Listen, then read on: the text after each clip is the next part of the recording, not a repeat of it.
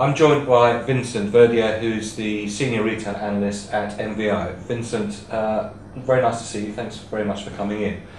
We want to talk today about own brands, and we've seen over the course of the last 6 to 7 months a big increase in both the sales of own brands around the world and also the interests by both retailers and consumers in own brands.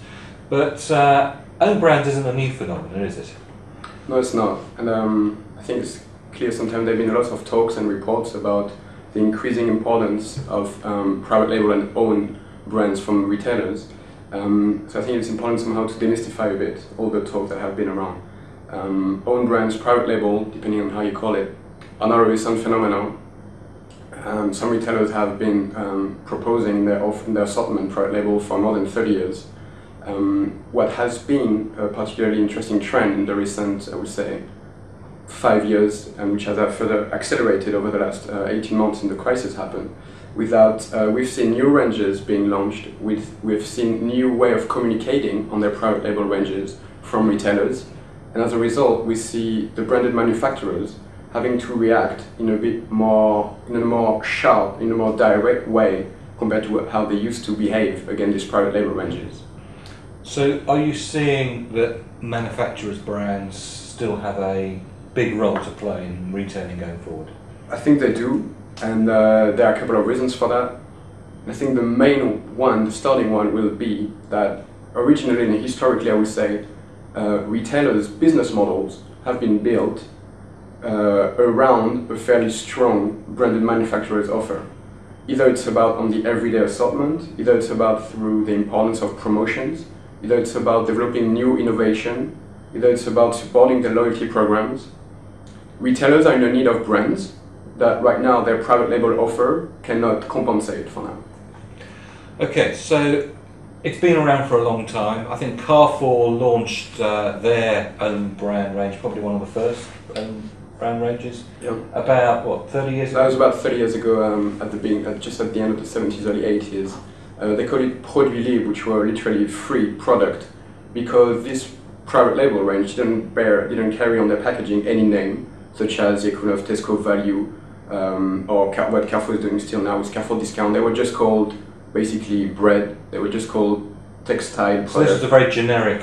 Very generic. Yeah. That's why it was supported with a communication advertising campaign that was stating it was free, the free product, and that basically you don't need a name to be able to offer a quality alternative to basically the national brands on which they were fighting against. On top of that, I think we can also add that Tesco has launched Value almost 20 years ago now, and that the discounters, particularly the German discounters, have been around for many, many decades and have built their model on a strong private label offer as well. Okay, so what is it that private label own brands allows the retailer to do in terms of their price positioning? It's mainly about either building one when clearly a retailer is lacking of a strong price competitiveness image, I would say, in the market, or reinforcing it, because private label and different studies that we have undertaken in the last years have shown that their main element on which shoppers bond with regarding private label is their price and I would say, the cheap alternative that they offer compared to the national brands.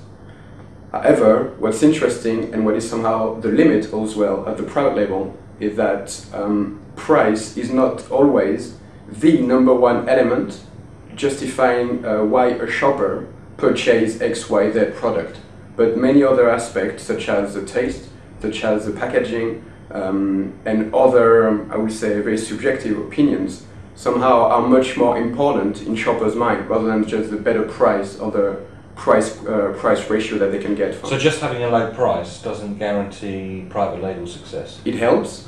It doesn't guarantee it, definitely. And of course, so it's just that in the current environment, of course, since the crisis happened where purchase and consumption has been under a lot of pressure, anything that is more, that offer a stronger price, cheaper alternative is favored by shoppers. Now, the latest launches of private label brands have very much reinforced that price focus, haven't they? Yeah, which were clearly oriented at the OPP, at the open price points in a given category. Either it's about Carrefour discount, either it's about even fairly premium retailers such as Waitrose in the UK launching its essential private label range, or in a similar approach when we look at Spain with Aliada, launched by El Corte Inglés, also a very premium retailer.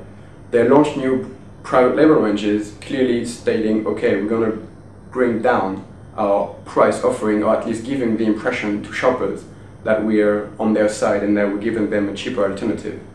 And how important is the retailer's brand, their brand perception, in the success of private label? Well, we saw it in two different angles. Usually either private label helped to reinforce a retailer brand image, a retailer brand's equity, because it reinforced its price competitiveness in the market.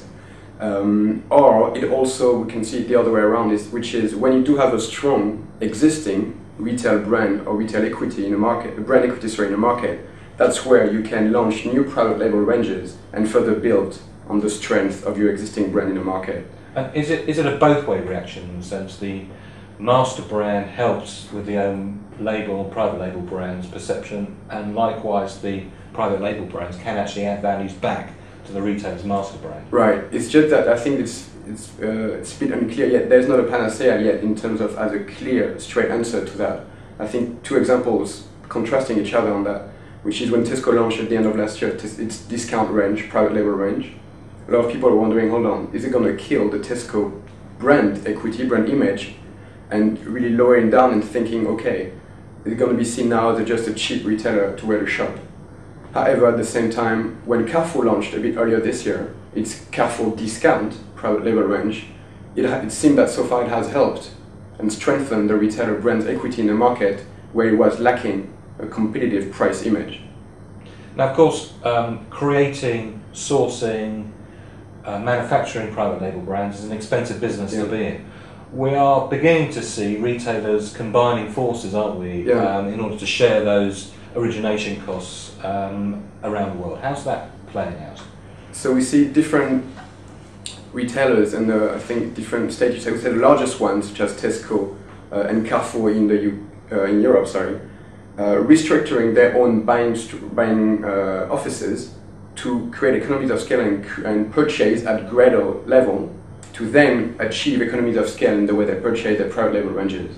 I think the most obvious example is how Carrefour right now, across its fourth largest European market, is joining resources, joining literally offices, buying offices, to what they think purchase more and then purchase better their private label ranges. We also see it from the increasing importance of buying groups across Europe, the likes of AMS, the likes of AMD, the likes of Alidis, who are a combination of national retailers who are coming together at a European level and purchase together some goods that they will be able to then resell in their respective markets, such as, for example, and mainly for their private label ranges. And the rationale to do that is about reducing the costs and increasing their competitiveness against the big multinational branding manufacturers, which historically have been very good at buying, I would say, at a larger scale, these large brand manufacturers. What's interesting is how now retailers doing a similar type of approach to say that, okay, we're going to purchase at a better price, which will allow us ultimately to sell at a better price and hopefully increase the margins we're making on our own private label ranges, which has historically been one of the challenge of this private label alternative, which is, yes, I can manufacture it, however, I do not make much money out of it. And is there another benefit in the sense, whilst margins might, well, indeed are less for private own label ranges, it actually helps drive customer loyalty, especially in this current climate where customer loyalty is probably extremely important to maintain. Definitely, and again, coming back to some of the point we highlighted before, this is particularly true when the brand of a retailer is already very strong in a given market. So we do expect, for example, that ultimately, on the long run, the Tesco discount ranges will further help Tesco to build shopper loyalty within its stores. So in the current climate we're in, do you see an increase in the importance of private labels to retailers? We do, because again, coming back to some of the example on how retailers have been launching new private label ranges over the last 12 months, I would say, we do see an increasing importance in the way also these private label are taking additional space in stores, as well as in the different out-of-store communication from these retailers. I suppose that's the ultimate test in a sense. Space is, the most important element that a retailer has, and if they're dedicating more space to it, clearly it signifies a greater importance in the overall mix of the retailer's strategic agenda. The famous moment of truth, where the shopper ultimately makes the purchase, and now what we see, a very interesting trend, which is shoppers dedicated additional shelf space, so we say private label per square meter or per square feet on their aisles on the store in favor of private label. So while brands on average in some of the study we did still have the majority of this shelf space, there is an acceleration in the way private label are gaining additional shelf space among the top retailers across Europe. And what's the sort of the compound annual growth rate of that increase in space? I think what we see right now compared to the period, I think compared to 2006, 2008, what we see in the period 2008, 2010, is that basically private label will go twice faster than it used to grow, while at the same time we'll see brands shrinking by, I think, estimated 3% space, SKU per space, I would say, over the next 2 years. And is that happening right across the retail spectrum, both sort of in the supermarket as well as the electronic market, or is this something that is more prevalent in the supermarket category? I think we see that right now clearly happening, I would say, within the traditional grocers, within the traditional grocery categories. And the non-grocers or the consumer electronics chain right now have not, I would say, found yet the most profitable as well as efficient way to market their private label ranges, and they're still in a greater need of brands than their grocery retailer counterparts are. So if shelf space is increasing for private label, it must mean that activation for brands at shelf level, at fixture level, also needs to change because the spaces allocation is changing. The space is changing, and at the same time, retailers now put greater pressure on you and even sometimes forbids you to actually communicate at point of purchase in the way you used to somehow highlight with a shelf marker to say this is a new product, this is an innovation, this is on a discount. Now this is going away in favor of private label communication at point of purchase, which clearly reinforces the pressure on brands to stand out in a limited space at the shelf. So of course then packaging, efficient packaging that already carries the message of your brands become much more important. And we're seeing in quite a lot of retail stores now very aggressive communication in store to try and switch consumers out of brands and into private labels. And again, this emphasis of a greater communication of a private label is mainly happening in the aisles, within the category rather than the promotional space. But what we see now within the aisles is that this communication is going further than price only now. So retailers are trying to expand the equity of their own private label ranges to include elements such as quality, such as added value, etc., etc.